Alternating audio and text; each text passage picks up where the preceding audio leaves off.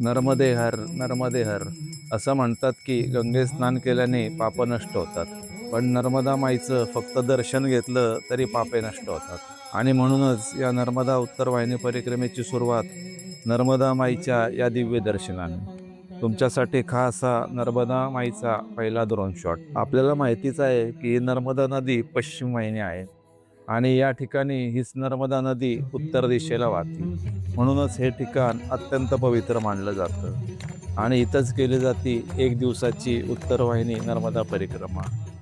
ही परिक्रमा नेमकी आहे कुठे, इथं कसं जायचं, परिक्रमा कधी आणि कशी करायची, आणि ही परिक्रमा पूर्ण करायला किती वेळ लागतो, राहण्याची इथं काय व्यवस्था आहे, या परिक्रमेत कोणती मंदिरे व आश्रम लागतात, या सर्व प्रश्नांची सविस्तर माहिती मी तुम्हाला पुढे या व्हिडिओत टप्प्याटप्प्याने सांगणार आहे. म्हणून व्हिडिओ शेवटपर्यंत नक्की बघा. नर्मदे हर नर्मदे हर.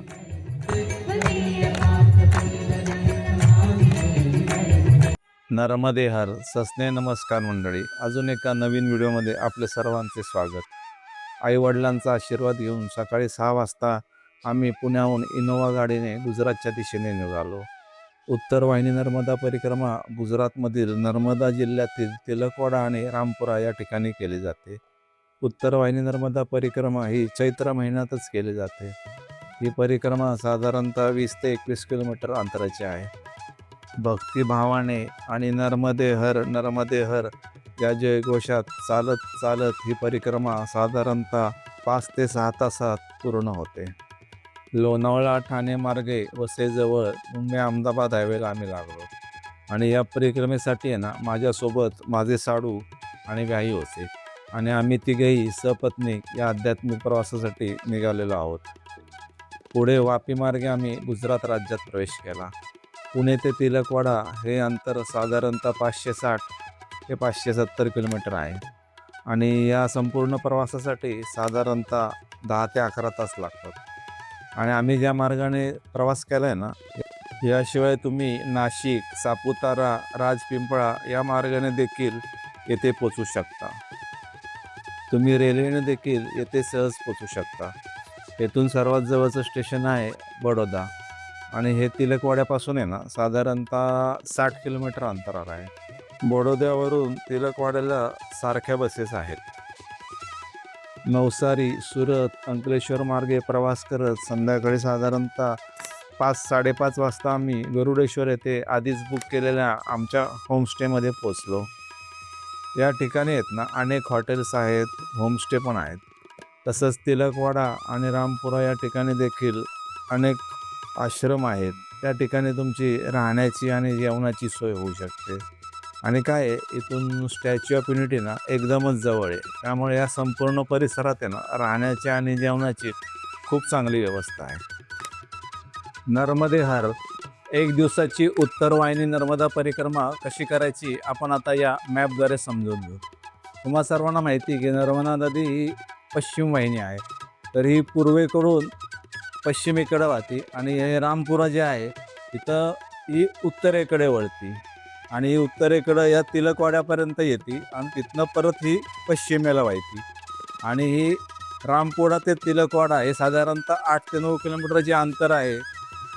त्या भागात ती नर्मदा नदी उत्तर वाहिनी होती आणि याच परिसराला उत्तर वाहिनी नर्मदा परिक्रमा असे म्हणतात.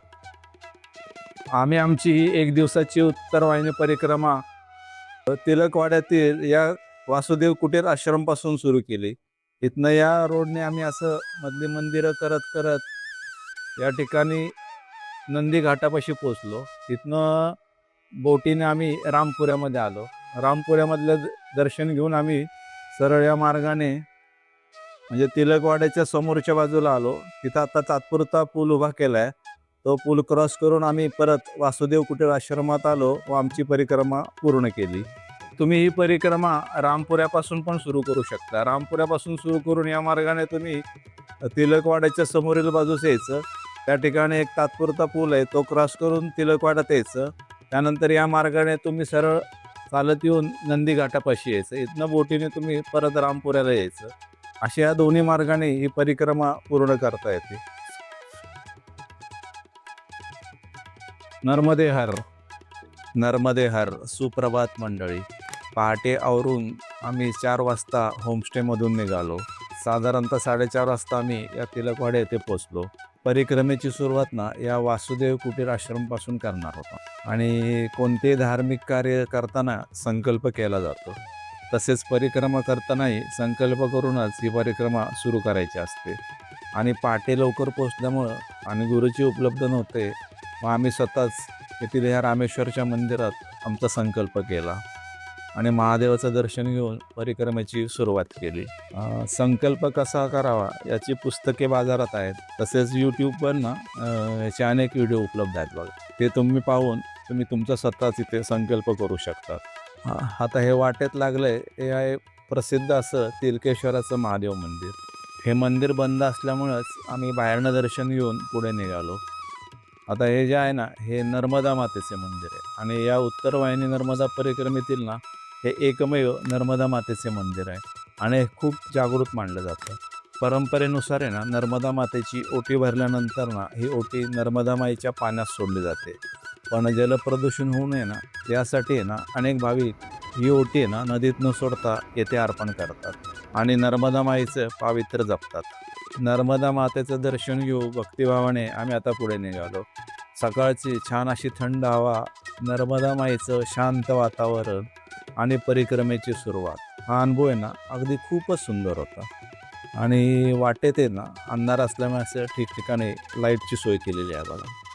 चालत पुढे आल्यावर ना हे लागते मणी नागेश्वर महादेव मंदिर आणि या ठिकाणी आहे ना वाटेत भाविकांसाठी अशी चहाची सोय केली.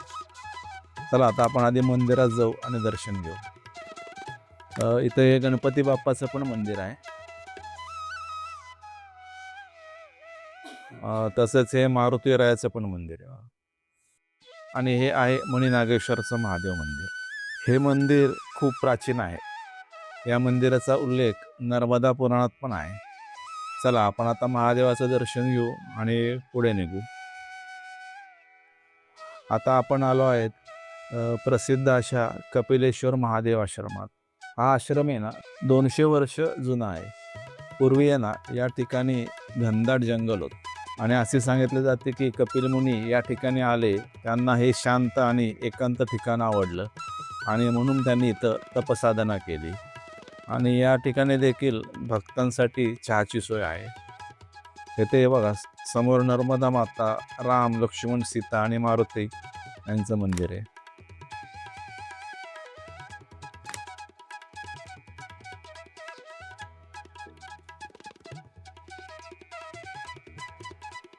या मंदिराचं आणखीन वैशिष्ट्य म्हणजे ना हे जी दिसते ना शिवलिंग, त्या शिवलिंगाची स्थापना स्वतः कपिल मुनींनीच केली असं सांगितलं जातं. कपिल मुनींचा आश्रम पाहून आता आपण चाललो आहोत नर्मदा माईच्या पवित्र तीराकडे. मागं आता सूर्य उगवणारच आहे आणि समोर दिसत आहे ही शांतपणे वाहणारी नर्मदा माई. सकाळची प्रसन्न वेळ, भक्तिभावाने सुरू केलेली परिक्रमा, निसर्ग आणि अध्यात्म याचा अतिशय सुंदर संगम या ठिकाणी अनुभवायला मिळतो. आता पुढील 2 ते 3 किलोमीटर ना आपण या नदीकाठानेच जाणार आहोत आणि या नदीच्या पाण्यात कुणी उतरू नये ना यासाठी प्रशासनाने ना असे कडने लोखंडी कठडे लावले आहेत आणि या संपूर्ण मार्गावर आहे ना CCTV पण लावलेले आहेत. प्रशासनाने तर खरंच खूप छान व्यवस्था केली आहे. नदीच्या काठावरून चालताना ना असं इथं लहान मुलं मुली कडेला बसलेलं असतात. त्यांना तुम्ही खाऊ किंवा शालेय वस्तू नक्की भेट द्या. आम्ही ज्या वस्तू आणल्या होत्या त्या आम्ही तिथं वाटल्या. तुम्ही ना परिक्रमा करणार असाल ना तर साधेपणा आणि पावित्र्य जपण्यासाठी आहे ना शक्यतो पांढऱ्या रंगाच्या कपड्यांनाच प्राधान्य द्या. सोबत सॅक ठेवा, त्यात पाण्याची बाटली, आवश्यक औषधं, लेमन ड्रॉप किंवा लेमनच्या गोळ्या, त्याचप्रमाणे एखादा छोटा नॅपकिन नक्की बरोबर ठेवा. या परिक्रमेच्या मार्गात आहे ना काही ठिकाणी असे चढ आणि उतार आहेत. त्यामुळे जर का चालताना तुम्हाला आधार लागत असेल ना तर एक काठी बरोबर ठेवा. आणि सध्याचे दिवस आहेत ना उन्हाचे आहेत, त्यामुळं टोपी आणि स्कार्फ आवश्यकच आहे आणि पायात शक्यतो बूट घाला किंवा सँडल पण चालतं. आता आपण पोचलो आहोत नंदी घाटावर. हा समोर जो दिसत आहे तो नंदी घाट आहे. आणि इथं अशी कडेला शंकराच्या पिंडी ठेवल्यात बघा. आणि अनेक लोक इथं असे फोटो काढतात. म्हणजे थोडक्यात हा सेल्फी पॉईंट बनवलेला आहे. या नंदी घाटावर आहे ना हा असा भव्य मांडव टाकला आहे. आणि आतमध्ये इथं बसण्यासाठी जागा पण आहे. तुम्ही इथं थोडी विश्रांती घेऊ शकता. आता आपण या घाटावरून पलीकडे रामपुरा घाटात बोटीने जाणार आहोत. आणि इथं प्रशासनाने ना सर्व परिक्रमा करणाऱ्या भाविकांसाठी बोटीची व्यवस्था उपलब्ध केली आहे. या बोटीचं तिकीट 50 रुपये आहे. चला पहिल्यांदा तिकीट काढू आणि बोटीत बसू. बोटीत बसल्यावर सुरक्षेच्या दृष्टीने लाईफ जॅकेट नक्की घाला. आणि प्रशासनाकडून आहे ना इथं असे लाईफ जॅकेटची व्यवस्था करण्यात आली आहे. नर्मदा माईचं स्मरण करत या बोटीतला प्रवास या परिक्रमेतील एक सुंदर अनुभव ठरतो. नर्मदे हर, नर्मदे हर. आता आपण पोचलो आहोत रामपुरा घाटावर. या ठिकाणी पोलिसांची परवानगी घेऊन मी ड्रोन फ्लाय केला. या ड्रोनच्या माध्यमातून आपण आता नर्मदा माईचे भव्य आणि सुंदर रूप पाहू. नर्मदा या नावातच ना एक सुंदर अर्थ दडलेला आहे. नर्म म्हणजे आनंद आणि दा म्हणजे देणारी, आणि म्हणजेच आनंद देणारी नदी नर्मदा. नर्मदा नदीच्या उत्पत्तीबाबत पुराणात एक कथा सांगितली जाते. ही अशी की एकदा भगवान शंकर मेकल पर्वतावर म्हणजेच सध्याच्या अमरकंटक येथे कठोर तपश्चर्या करत होते. या तपश्चर्येच्या दरम्यान त्यांच्या अंगातून वाहणाऱ्या घामातून या नर्मदा नदीची उत्पत्ती झाली. म्हणूनच या नर्मदा नदीला शिवकन्या किंवा शिवाची कन्या असेही म्हटले जाते. नर्मदा नदीचं आणखीन एक वैशिष्ट्य म्हणजे येथील दगडांना असलेलं धार्मिक महत्त्व. नर्मदा नदीत मिळणारे दगड नर्मदेश्वर शिवलिंग म्हणून ओळखले जातात. त्याची पूजा शिवलिंग म्हणून केली जाते. आणि हे जे नर्मदेश्वर शिवलिंग आहेत कोणत्याही प्रकारच्या प्राणप्रतिष्ठा विधीची आवश्यकता नसते, कारण हे नैसर्गिकरित्याच पवित्र मानले जातात. नर्मदा नदीचा उगम मध्य प्रदेशमधील अमरकंटक येथील पर्वतरांगांमध्ये झाला. इथून उगम पावलेली ही नर्मदा नदी विंध्य पर्वतरांग आणि सातपुडा पर्वतरांग यांच्यामधून वाहत पश्चिमेकडे प्रवास करते. मध्य प्रदेश, महाराष्ट्र आणि गुजरात या राज्यातून वाहत साधारणतः 1300 ते 1350 किलोमीटरचा प्रवास करत ही नर्मदा नदी भरूच शहराजवळ खंबाताच्या आखातामध्ये अरबी समुद्राला जाऊन मिळते. हे समोर आहे ना नदीच्या काठावर पांडव गुहा आहेत. आणि पौराणिक कथेनुसार आहे ना पांडवांनी वनवासाच्या काळात येथे तपश्चर्या केली होती. आणि या ठिकाणी पांडवांनी स्थापन केलेलं प्राचीन शिवलिंग आजही पाहायला मिळतं. चला आपण आता वरच्या बाजूला जाऊ. नर्मदा नदी पार केल्यानंतर परंपरेनुसार स्नान केलं जातं. आणि या रामपुरा घाटावर ना स्नानासाठी खूप चांगली सोय करण्यात आलेली आहे. महिलांसाठी आणि पुरुषांसाठी असे वेगवेगळे तंबू उभारले आहेत. आणि आत शॉवरची व्यवस्था आहे. आणि बाजूलाच कपडे बदलण्यासाठी चेंजिंग रूमची पण सुविधा आहे. आम्ही इथे स्नान केलं आणि एक बाटली नर्मदा माईचं पाणी भरून घेतलं, कारण वर असलेल्या तीर्थेश्वर महादेवाच्या मंदिरात याच पाण्याने आम्ही अभिषेक करणार होतो. आणि या घाटावर आहे ना भंडारा पण सुरू होता. आम्ही इथं खिचडीचा प्रसाद घेतला आणि चहा पिऊन परिक्रमेतील आता दुसरा टप्पा पार करण्यासाठी तयार झालो.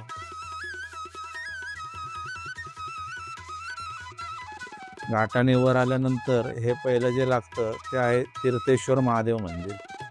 आम्ही सर्वप्रथम आत जाऊन या तीर्थेश्वर महादेव मंदिरात नर्मदा नदीच्या पाण्याने अभिषेक केला.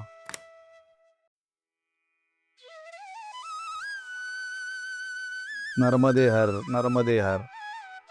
आता आपण आलो आहोत रामपुरामधील प्रसिद्ध अशा रणछोडराय मंदिरामध्ये.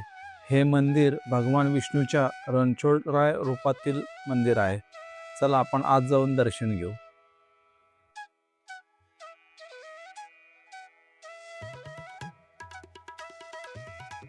इथली ही मूर्ती आहे ना ही काळ्या पाषाणात कोरलेली आहे. आणि या मूर्तीवर भगवान विष्णूचे दशावतार कोरलेले आहेत.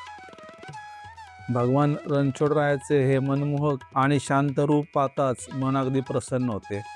आणि या पवित्र ठिकाणी आपल्याला एक वेगळीच आध्यात्मिक अनुभूती मिळते. चला आता आपण पुढे जाऊया धनेश्वर महादेव मंदिराकडे. आतापर्यंत आपण नदीकाठाने चाललो होतो, पण आता आपला पुढचा प्रवास अशा या डांबरी रस्त्याने होणार आहे. नर्मदे हर नर्मदे हर नर्मदे हर नर्मदे हर. हे धनेश्वर आणि लोकेश्वर महादेव मंदिर आहे ना, रस्त्याच्या थोड्या आतील बाजूस आहे. चला आता इथनं आत वळू आणि या मंदिरात जाऊ. तुम्हाला जर का व्हिडिओ आवडत असेल तर नर्मदे हर लिहायला विसरू नका. हे जे मंदिर आहे ना, हे खूप प्राचीन आहे.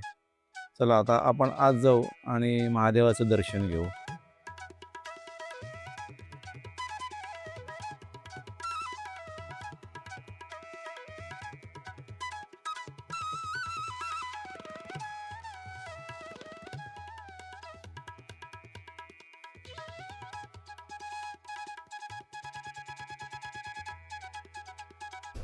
धनेश्वर महादेव मंदिर. नर्मदे हर. नर्मदे हर.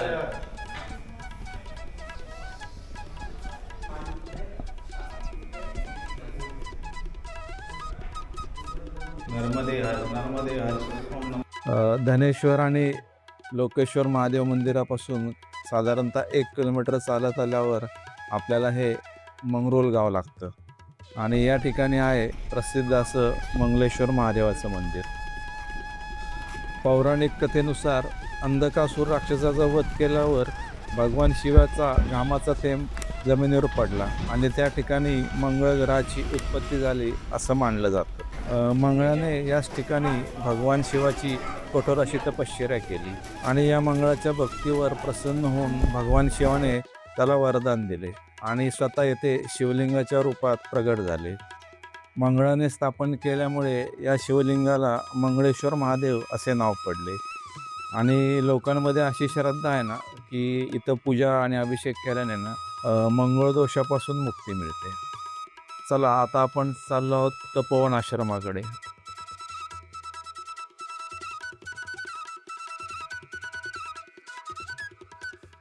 इथं आत गेल्यावरच मला मस्त असं थंडगार ताक मिळालं आणि या आश्रमात सुद्धा आहे ना परिक्रमवासियांसाठी आहे ना भंडारा पण आहे आणि विश्रांतीची पण चांगली सोय केली आहे बघा. चला आता आपण पुढे जाऊ श्री स्वामी रामानंद आश्रमाकडे. तुम्हाला जर का व्हिडिओ आवडत असेल तर नर्मदे हर लिहायला विसरू नका. या आश्रमामध्ये सुद्धा परिक्रमवासियांसाठी आहे ना भंडारा आणि विश्रांतीची चांगली सोय केलेली आहे. तुम्हाला जर का व्हिडिओ आवडत असेल तर नर्मदे हर लिहायला विसरू नका. आता आपल्या या परिक्रमेतला शेवटचा आश्रम आला आहे आणि तो आहे श्री सीताराम आश्रम. चला आपण आता आत जाऊ. आत गेल्यावरच ना या ठिकाणी हे खोडियार मातेचं मंदिर आहे. चला आत जाऊन मातेचं दर्शन घेऊ.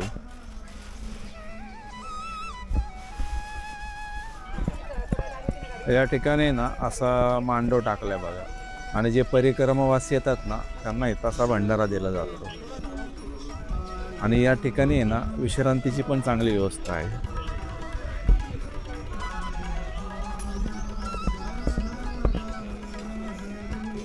नर्मदे हर नर्मदे हर नर्मदे हर नर्मदे हर.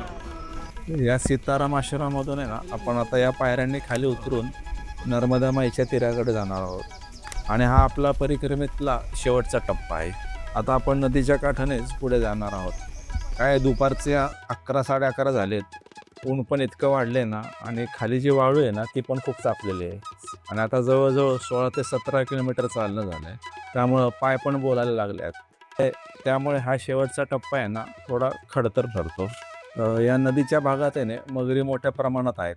त्यामुळे ना भाविकांनी नदीत उतरू नये ना यासाठी अशी या नदीच्या बाजूला कठडे लावलेले आहेत. नर्मदा नदी ही भारतातील एकमेव नदी आहे की तिची पूर्ण प्रदक्षिणा किंवा पूर्ण परिक्रमा केली जाते आणि ही आहे ना सर्वात कठीण पण तितकीच महत्त्वाची अशी धार्मिक यात्रा मानली जाते आणि ही पूर्ण परिक्रमा साधारणतः 3300 ते 3400 किलोमीटर पायी चालून पूर्ण केली जाते आणि ही परिक्रमा पायी पूर्ण करण्यासाठी साधारणतः 6 ते 9 महिने लागतात. आणि आपण जी आत्ता परिक्रमा करत आहोत ना ती म्हणजे नर्मदा उत्तर वाहिनी परिक्रमा. काय ज्यांना वेळेअभावी किंवा शारीरिक कारणामुळे मोठी परिक्रमा शक्य होत नाही त्यांच्यासाठी ही लहान पण अत्यंत प्रभावी अशी परिक्रमा मानली जाते. आणि नर्मदा पुराणात सुद्धा या उत्तरवाहिनी नर्मदा परिक्रमेचा उल्लेख आहे. दत्त संप्रदायाचा प्रचार आणि प्रसार करणारे परमपूज्य वासुदेवानंद सरस्वती म्हणजेच टेंबेस्वामी महाराजांनी टिळकवाडा येथील या कुटीर आश्रमामध्ये 1897 साली चातुर्मास केला होता. टेंबेस्वामी महाराजांची समाधी नर्मदा काठी गरुडेश्वर येथे आहे आणि हे स्थान अतिशय पवित्र आहे. हे साधारणतः इथून 19 किलोमीटर अंतरावर. तिथूनच जवळ नर्मदा काठी शूलपाणी महादेव मंदिर आहे आणि तिथं रोज संध्याकाळी 7:30 वाजता नर्मदा मातेची सुंदर आरती होते आणि तिथल्या नदीपात्रात आकर्षक असा लेझर शो दाखवला जातो आणि हा अनुभव अतिशय सुंदर आणि अविस्मरणीय ठरतो. त्याशिवाय जगप्रसिद्ध स्टॅच्यू ऑफ युनिटी देखील तिथून जवळच आहे, म्हणून या प्रवासात तुम्हाला तेही सहजपणे पाहता येते. आता आपण नदीवर बांधलेल्या या तात्पुरत्या पुलापाशी पोहोचलो आहे. या ठिकाणी सुद्धा रामपुरा घाटाप्रमाणे स्नानाची अशी चांगली सोय करण्यात आली आहे आणि या मोठ्या मंडपात परिक्रमावासियांसाठी विश्रांतीची अशी खूप छान व्यवस्था करण्यात आली आहे. चला आता आपण हा पूल क्रॉस करू आणि पलीकडे जाऊ. हे नर्मदा माईचं पाणी किती स्वच्छ आणि निर्मळ आहे बघा. पाण्याचा तळ पण स्पष्ट दिसतो आणि या पाण्यातले मासे पण आपल्याला सहज दिसत आहेत. तुम्हाला जर का व्हिडिओ आवडत असेल तर नर्मदे हर लिहायला विसरू नका.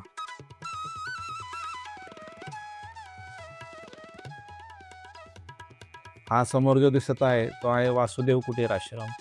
सकाळी आपण इथूनच परिक्रमेची सुरुवात केली होती. परिक्रमेचा पूर्ण प्रवास करून पुन्हा याच ठिकाणी परतताना मनात एक वेगळी समाधानाची भावना निर्माण झाली आहे. जवळजवळ 6.5 ते 7 तासाचा हा सुंदर अद्भुत प्रवास आता संपणार होता. या संपूर्ण परिक्रमेचा प्रवास थकवणारा जरी असला तरी मनाला समाधान देणारा आणि एक ऊर्जा देणारा ठरला. ही समोर वाहणारी नर्मदा माई डोळ्यात साठवून मनात समाधान आणि कृतज्ञतेची भावना होऊन आम्ही परतीचा प्रवास सुरू केला. तुम्हाला हा उत्तरवाहिनी नर्मदा परिक्रमेचा प्रवास आवडला असेल तर या व्हिडिओला लाईक करा, तुमच्या मित्रपरिवारासोबत शेअर करा आणि कॉमेंटमध्ये नर्मदे हर लिहायला विसरू नका. पुन्हा भेटूया अशाच एका नव्या प्रवासात. नर्मदे हर.